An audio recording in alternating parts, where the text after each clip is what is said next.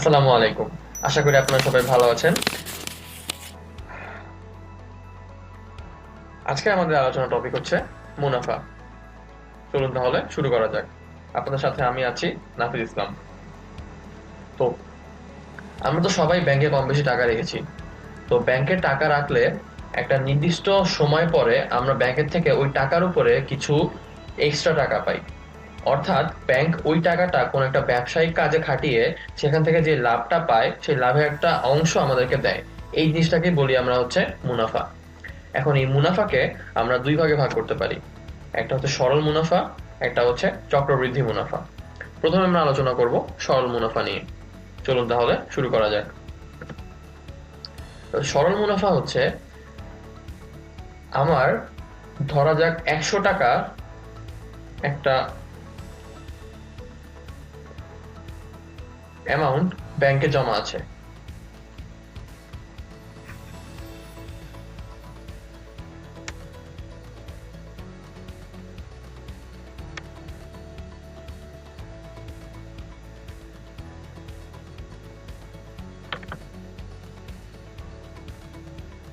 তো ধরা যাক আমার ব্যাংকে 100 টাকার একটা অ্যামাউন্ট জমা আছে। তো এই 100 টাকা অ্যামাউন্টটা আমি যদি ব্যাংকে জমা রাখি তাহলে ধরা যাক আমি 5% ইন্টারেস্ট পাবো। তাহলে 100 টাকার জন্য আমি 5 টাকা ইন্টারেস্ট পেলাম। তাহলে প্রথম মাস পরে আমার এখন ব্যালেন্স হয়ে গেছে 105 টাকা। সেকেন্ড মাসে আমি কিন্তু এই 100 টাকার উপরেই আবার আরো 5 টাকা মুনাফা পাবো। যদি এইটা না হয়ে এরকম হতো যে আমি 105 টাকার উপরে আবার মুনাফা পাবো, তখন সেটা হতো চক্রবৃদ্ধি মুনাফা। আর যেহেতু আমার মূলধন এখানে ফিক্স থাকছে, এই কারণে এটা আমার সরল মুনাফা। এখন সরল মুনাফা বের করার জন্য আমরা একটা ফর্মুলা ইউজ করব। সেটা হচ্ছে I is equal to P N R. এখানে আই, পি, এন, আর এই চারটা আলাদা আলাদা অর্থ বহন করে। চলুন তাহলে সেগুলা দেখে নেওয়া যাক। তাহলে আই বলতে আমরা বুঝি যে মোট কতটুকু মুনাফা আমি পাচ্ছি। পি হচ্ছে আমার মূলধনের পরিমাণ, অর্থাৎ ওই যে ওই 100 টাকাটা। এন হচ্ছে কতটুকু সময় রাখলাম, যেটাকে আমরা সবসময় বছরে লিখবো। আর আর হচ্ছে আমার মুনাফার হার, অর্থাৎ যেই পরিমাণ পার্সেন্টেজটা আমি পাবো। চলুন তাহলে একটা ম্যাথ দেখে নেওয়া যাক, তাহলে আমাদের বিষয়টা আরো ভালোভাবে ক্লিয়ার হবে। তো প্রথম ম্যাথে আমাকে বলেছে যে 600 টাকার 6 বছরের সুদ 180 টাকা হলে সুদের হার কত। তাহলে আমাকে কিন্তু 600 টাকা, অর্থাৎ আমাকে মূলধন মানে পি এর ভ্যালু বলে দিয়েছে, 6 বছরের সুদ তার মানে আমাকে এন এর ভ্যালু বলে দিয়েছে, আর সুদের মানটাও আমাকে বলে দিয়েছে 180 টাকা, অর্থাৎ আমাকে আই এর ভ্যালু বলে দিয়েছে। তাহলে আমি যদি এখন ফর্মুলার মধ্যে বসাই I is equal to P N R, অর্থাৎ 180 ইজ ইকুয়াল টু 600 ইন্টু হচ্ছে 6 ইন্টু হচ্ছে আর, তাহলে কিন্তু আমি ম্যাথটা করে ফেলতে পারবো। তাহলে এখান থেকে আমরা পাচ্ছি r is equal to 600 into 6 এর ইনভার্স ইন্টু হচ্ছে 180, অর্থাৎ 180 ডিভাইডেড বাই 600 ইন্টু 6। তাহলে আমরা এটা ক্যালকুলেটরে বসিয়ে মানটা পেয়ে যাব। অর্থাৎ আমার r এর মান আসছে 0.05। এখন এটা কিন্তু আমার 100 দিয়ে ভাগ করা, অর্থাৎ এই r এর ভ্যালু যে 0.05 এসেছে, তার মানে আমার r এর পার্সেন্টেজটা হচ্ছে 5%। অর্থাৎ এটাকে আমরা 100 দিয়ে গুণ করে দিলে হার পেয়ে যাব। তার মানে আমার সুদের হার এটা হচ্ছে 5%। আশা করি আমরা ম্যাথটা বুঝতে পেরেছি। চলুন তাহলে সামনের ম্যাথে আগানো যাক। পরের ম্যাথে আমাকে বলেছে 500 টাকার 4 বছরের সুদ এবং 600 টাকার 5 বছরের সুদ একত্রে 500 টাকা। আমাকে সুদের হার বের করতে হবে। তো যেহেতু দুই ক্ষেত্রেই আমার সুদের হার সমান, তাহলে ওইটাই আমি আর ধরে নিচ্ছি। তার মানে আমি ধরে নেই যে আমার সুদের হার আসবে হচ্ছে r%। তাহলে আমার প্রথমটার ক্ষেত্রে যদি আমি i is equal to PNR বসাই, তাহলে আমার আসবে যে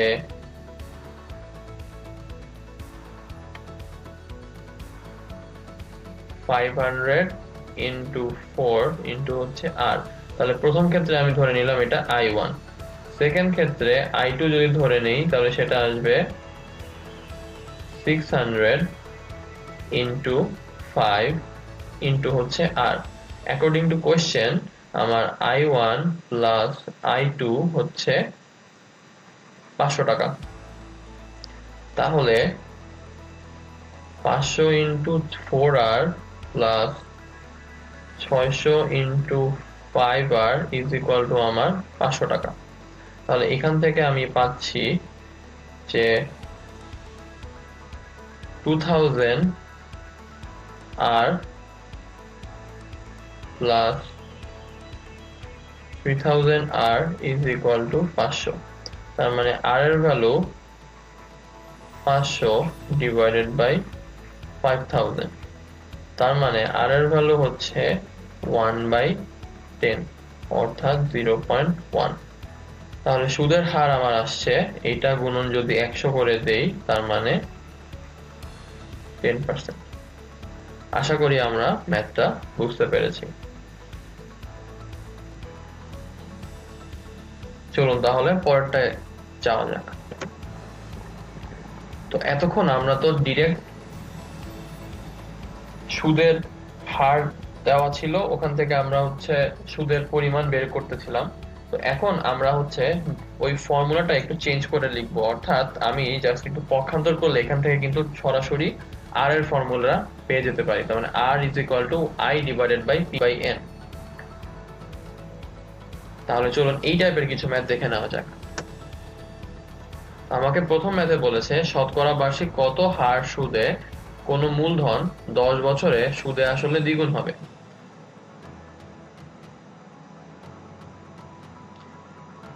এখন আমাকে আর এর ভ্যালু এখানে ডিরেক্ট বের করতে হবে। এখন দেওয়া আছে যে মূলধন 10 বছরে সুদে আসলে দ্বিগুণ হবে, তার মানে আমাকে টাইম দিয়ে দিয়েছে হচ্ছে 10 বছর। তার মানে এন এর ভ্যালু আমার এখানে 10, আর মূলধন তার মানে পিটা আমার হয়ে যাবে পরে 2p। তার মানে আমার ইন্টারেস্ট বা আই এর ভ্যালু আসবে 2p মাইনাস p অর্থাৎ p। তাহলে আমি যদি এখন ফর্মুলার মধ্যে বসাই I is equal to PNR, তার মানে P is equal to PNR, তাহলে PP বাদ চলে গেলে 1 is equal to NR। তাহলে এখান থেকে আমরা পাই যে 1 is equal to 10R, তার মানে R is equal to 1/10, তার মানে হচ্ছে 10%।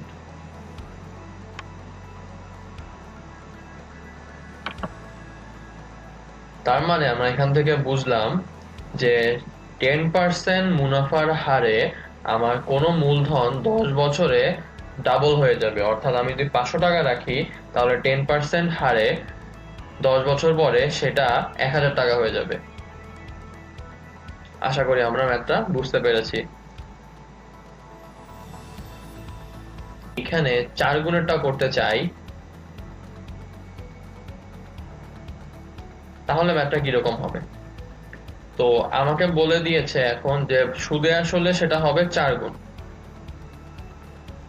তার মানে আমার নতুন মূলধন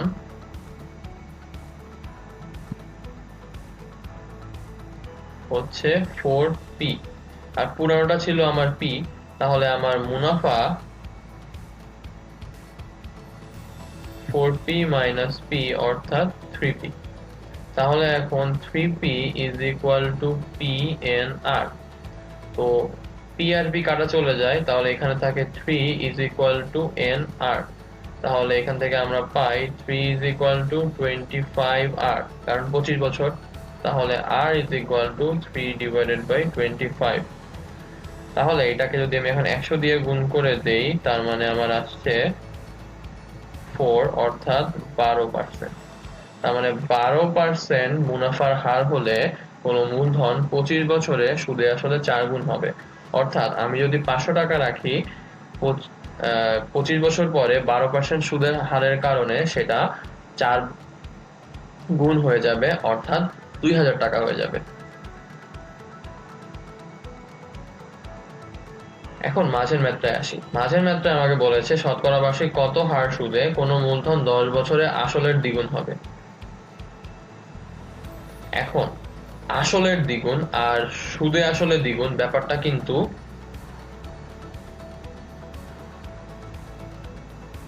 একই রকম। আমাকে আসলের দ্বিগুণ মানে আমি আসলটাকে ধরি তো অলওয়েজ পি, তাহলে আসলের দ্বিগুণ মানে হচ্ছে 2p। তার মানে 10 বছর পরে আমি পাবো হচ্ছে 2p টাকা, তার মানে আমার ইন্টারেস্ট আসছে আগের মতোই p। তাহলে p is equal two pnr, তাহলে এখান থেকে আমি পাচ্ছি 1 ইজ ইকুয়াল টু nr, তার মানে r is equal two 1/n is equal two 1/10, অর্থাৎ আমার আসছে 10%। আমি জাস্ট এখানে হচ্ছে এই আসলের দ্বিগুণ আর সুদে আসলে দ্বিগুণ এই দুইটা টার্ম জাস্ট কনফিউজিং, তাছাড়া ম্যাথটা কিন্তু পুরোপুরি একই। আশা করি আমরা ম্যাথটা বুঝতে পেরেছি। চলুন তাহলে সামনে এগানো যাক।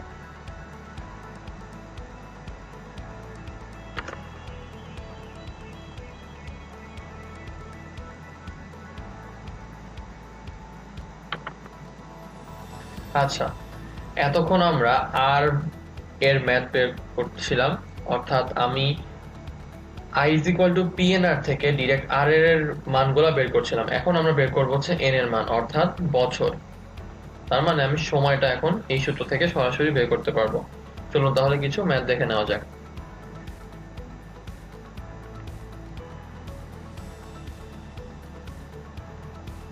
তো পরেরটা আমাকে বলেছে একই হার মুনাফায় কোন মূলধন 6 বছরে মুনাফা আসলে দ্বিগুণ হলে সেটা কত বছরে 3 গুণ হবে। তো প্রথম ইনফরমেশনটা আমরা আগে নেই, যেটা হচ্ছে মুনাফা আসলে দ্বিগুণ হবে। তার মানে আমার নতুন মূলধন হচ্ছে 2p, তাহলে আমার মুনাফা আসবে 2p মাইনাস p অর্থাৎ p।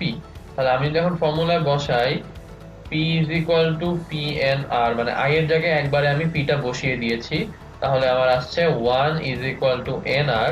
এখান থেকে আমি পাচ্ছি 1 is equal to 6r, that means r is equal to 1/6। এখন এই হার মুনাফায় আমার বের করতে হবে যে কত বছরে সেটা 3 গুণ হয়।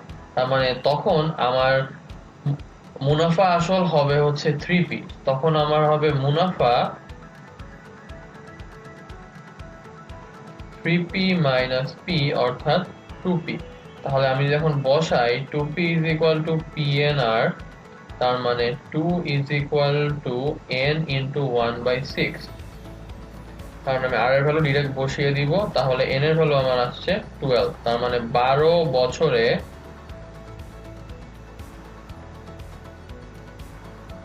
আমার সেটা 3 গুণ হয়ে যাবে।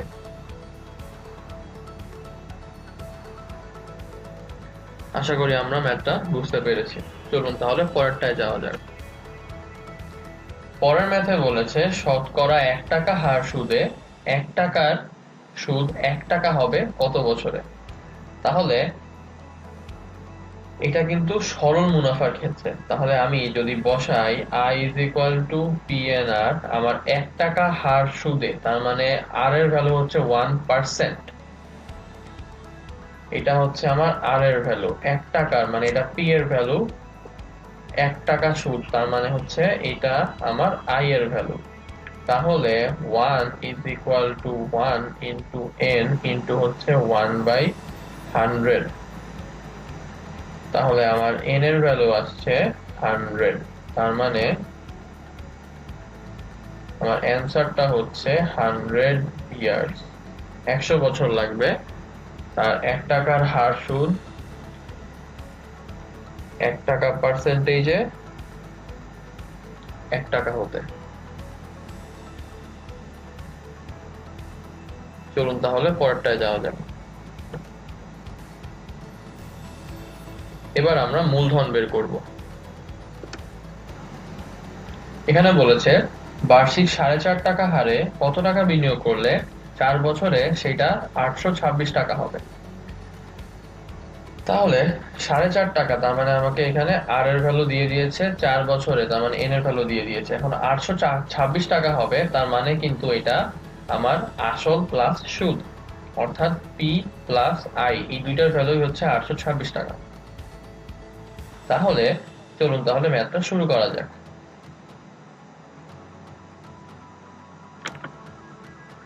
এখন এই ম্যাথটা আমরা একটু অন্যভাবে অ্যাপ্রোচ করব। এখানে বলেছে যে 4.5 টাকা হারে, তার মানে আমার 1 বছরের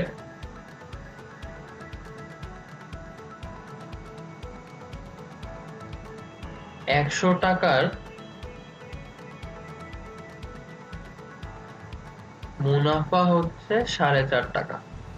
তাহলে 4 বছরে একই 100 টাকার মুনাফা হবে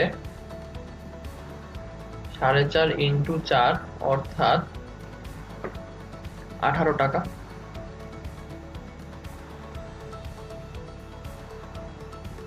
এখন আমি একটু অন্যভাবে চিন্তা করি, তার মানে 4 বছরে 100 টাকার মুনাফা হচ্ছে 18 টাকা। তাহলে মুনাফা সহ আসল অর্থাৎ সুদ আসল অর্থাৎ পি প্লাস আই এর ভ্যালু 4 বছরে 100 টাকার জন্য কত আসবে? 100 যোগ 18 অর্থাৎ 118 টাকা।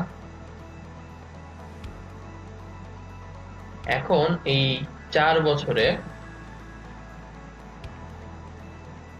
118 টাকা যদি সুদ আসল হয়, তাহলে আমার আসল বা মূলধন হচ্ছে 100 টাকা। তাহলে 1 টাকা সুদ আসল হলে আমার আসল 100 ইন্টু হচ্ছে 118, আমাকে বলেছে 826 টাকা হয়। তার মানে 826 টাকা সুদ আসল হলে সেটা হবে 100 ইন্টু 826 ডিভাইডেড বাই 118। তার মানে আমার এখানে উত্তরটা আসবে, ক্যালকুলেটরে যদি আমি বসিয়ে দেই,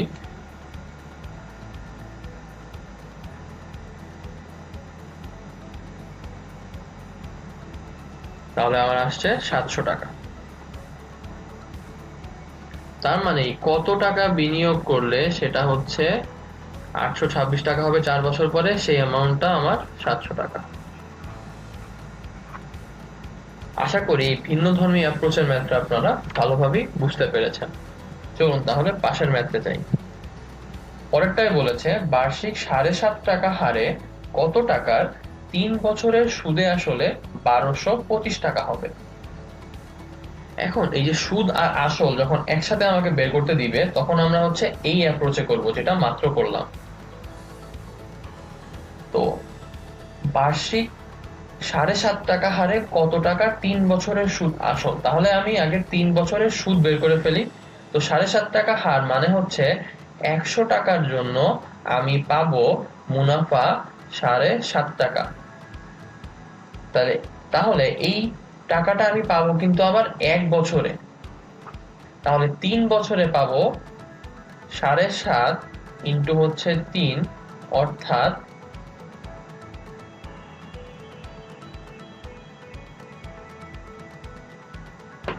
22.5 টাকা।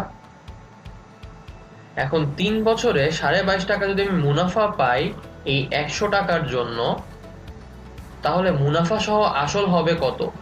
100 যোগ 22.5, তার মানে 122.5 টাকা। এবার এই 3 বছরে যদি 122.5 টাকা সুদ আসল হয়, তাহলে আমার মূলধন হবে 100 টাকা। 1 টাকা সুদ আসল হলে মূলধন হবে 100 ডিভাইডেড বাই 122.5, আর 1225 টাকা মূলধন হলে আমার অ্যাকচুয়াল মূলধন আসবে এইটা।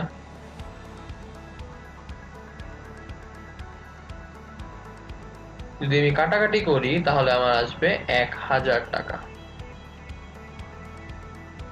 তার মানে এইটার উত্তর হচ্ছে 1000 টাকা। আশা করি আমরা ম্যাথটা বুঝতে পেরেছি।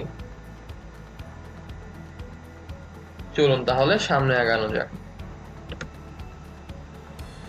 এরপরে আমাকে বলেছে সুদের হার 7% থেকে কমে 5% হলো, তাহলে এক লোকের আয় 5 বছরে 70 টাকা কমে যায়।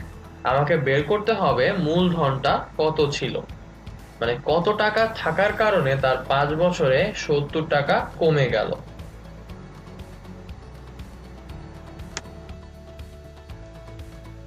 এখন এই 7% থেকে 5% হওয়ায় আমার পার্সেন্টেজটা কমেছে কতটুকু?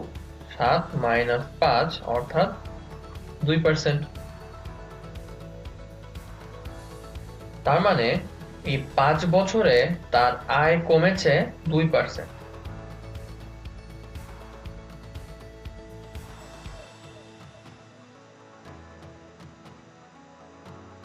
এখন এই পার্সেন্টেজটাকে টাকায় কনভার্ট করে ফেলি। তার মানে 100 টাকায় 1 বছরে কমে 2 টাকা, তাহলে 5 বছরে কমবে 2 গুণন 5 অর্থাৎ 10 টাকা। এখন এই আমার কমেছে কিন্তু 70 টাকা, তাহলে 10 টাকা যদি কমে তার মানে আমার মূলধন হচ্ছে 100 টাকা। তাহলে 70 টাকা কমলে মূলধন কত সেটা আমাদের বের করে ফেলতে হবে। তাহলে চলুন শুরু করি। 5 বছরে 10 টাকা কমলে মূলধন হচ্ছে আমার 100 টাকা, তাহলে 1 টাকা কমলে মূলধন হচ্ছে 100 ডিভাইডেড বাই 10, আর 70 টাকা কমলে মূলধন হচ্ছে 100 গুণন 70 ডিভাইডেড বাই 10, অর্থাৎ কাটাকাটি করলে 700 টাকা। এটাই হচ্ছে আমার উত্তর। তার মানে আমার মূলধনটা হবে এই 700 টাকা।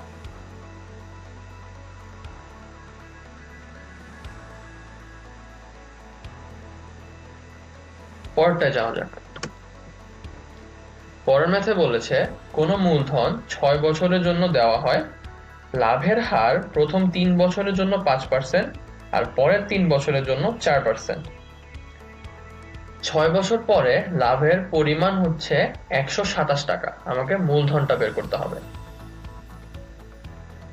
তাহলে আমার 3 বছরের জন্য মূলধন হচ্ছে 5%। আমার কিন্তু পি আগের মতোই আছে, তাহলে আমি ধরে নেই আমার P fixed.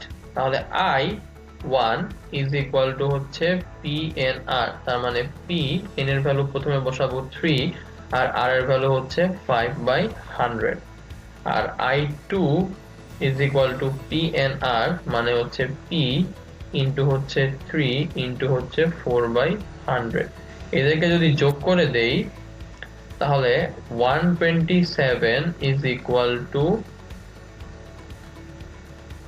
3p into 0.05 plus 3p into 0.04।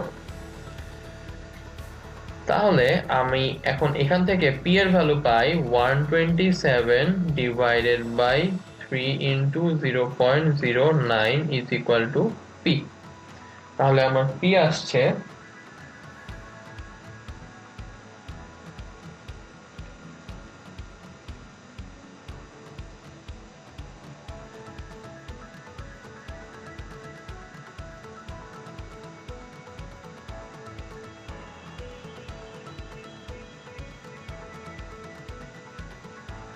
470.37 টাকা।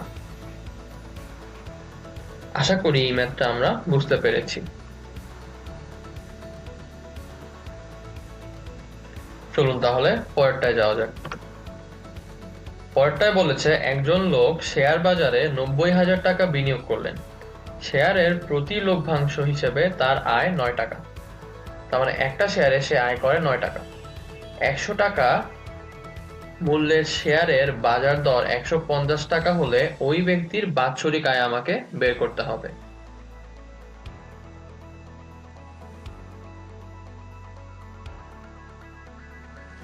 তাহলে আমরা এখন জানি যে একটা শেয়ারে হচ্ছে তার লাভ হয় 9 টাকা, তাহলে তার কতগুলো শেয়ার ছিল সেটা আমাদের আগে বের করতে হবে। তো একটা শেয়ারের দাম কিন্তু এখানে বলা আছে 100 টাকা, আর সে বিনিয়োগ করেছিল 90,000 টাকা। তার মানে তার শেয়ার ছিল এই 90,000 ডিভাইডেড বাই 100। অর্থাৎ তার 900টা শেয়ার ছিল। এখন তার একটা শেয়ারে লাভ হয় হচ্ছে 9 টাকা করে, এই যে এখানে বলা আছে। তাহলে এই 900টা শেয়ারে লাভ হবে 900 ইন্টু 9,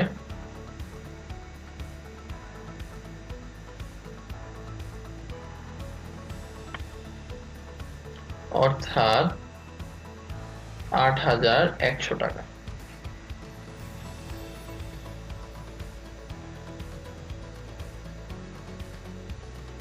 তাহলে তার বাৎসরিক আয় কিন্তু এই লাভের পরিমাণই, তার মানে এটাই হচ্ছে তার বাৎসরিক আয়।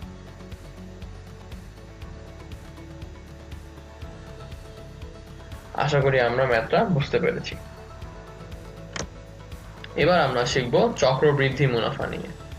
তো সরল মুনাফার ক্ষেত্রে যেরকম আমরা একটা সূত্র শিখেছিলাম, চক্রবৃদ্ধি মুনাফার ক্ষেত্রে আমাদের একটা সূত্র আছে।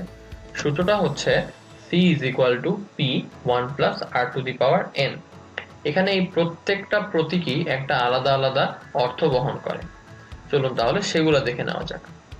c হচ্ছে আমার চক্রবৃদ্ধি মুনাফা সহ মূলধন, অর্থাৎ এই c এর মধ্যে p ও আছে আবার i ও আছে।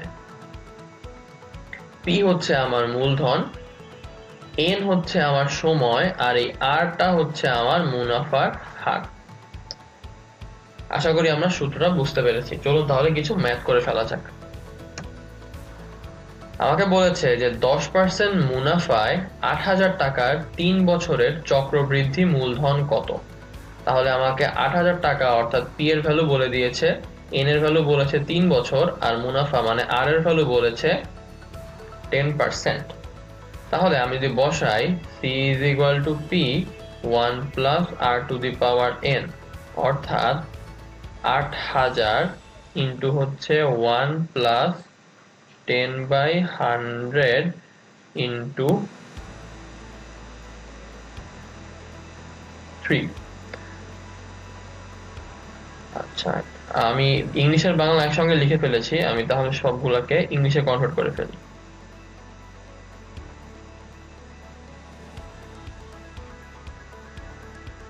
তাহলে আমার আসছে যে 1.01 হোল কিউব, তার মানে 8000 ইন্টু 1.01 হোল কিউব, অর্থাৎ আমার অ্যান্সারটা আসবে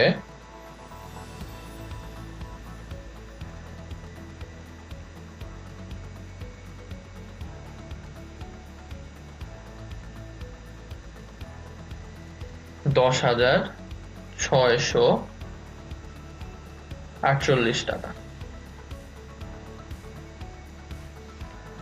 তার মানে এটাই হবে হচ্ছে আমার মুনাফা সহ মূলধন। পরেরটায় যাওয়া যাক। পরের ম্যাথে বলেছে এক ব্যক্তি 10% চক্রবৃদ্ধি সুদে 60 টাকা ব্যাংকে জমা রাখলেন। দ্বিতীয় বছর শেষে তিনি কত সুদ সহ টাকা পাবেন। তার মানে দ্বিতীয় বছর, তার মানে n এর ভ্যালু আমাকে 2 বলে দিয়েছে, 10% তার মানে r এর ভ্যালু বলে দিয়েছে, আর 60 টাকা তার মানে আমাকে p এর ভ্যালু বলে দিয়েছে। আবার একই c is equal to p 1 plus r to the power n, তার মানে 60 ইন্টু হচ্ছে 1 প্লাস 10/100 to the power 2, তার মানে 60 ইন্টু 1.01 হোল স্কয়ার। তাহলে আমার অ্যান্সারটা আসবে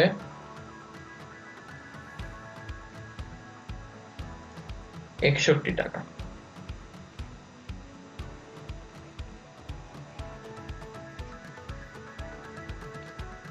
আশা করি আমরা ম্যাথটা বুঝতে পেরেছি।